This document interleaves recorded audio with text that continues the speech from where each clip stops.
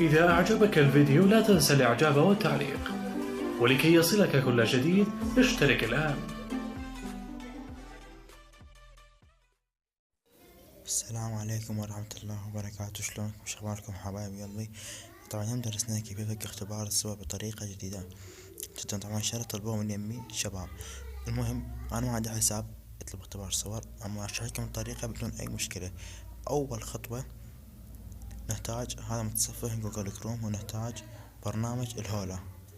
ثاني خطوة ندخل للضبط، ثم ندخل لتطبيقات.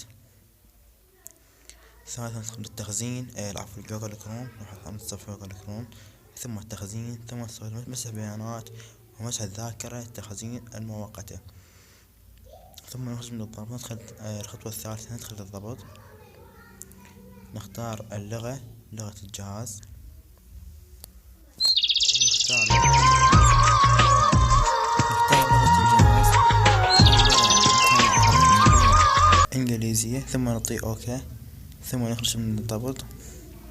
الخطوة الرابعة ندخل لبرنامج الهولا، نحول الآيدي يابان.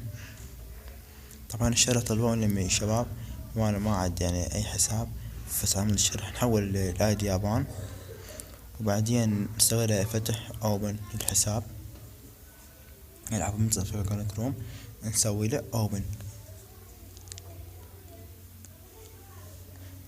ننتظر ثواني يفتح متصفح جوجل كروم،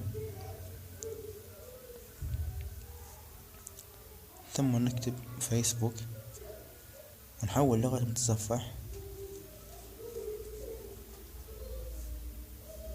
نحول لغة متصفح كوريا. اللي هاي مؤشرة عليكم، هاي قبل الفارسي كلمة كوري، نضغط عليها ضغطة واحدة فقط راح يتحول ويانا متصفح كوري.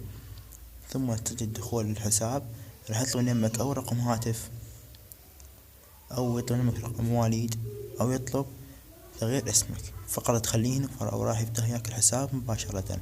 او مرات يطلب يمك مثلا احدث التعليقات اللي علقتهن، او احدث الرسائل اللي راسلتهن انت. فالشرح كلش بسيط جدا ومبسط.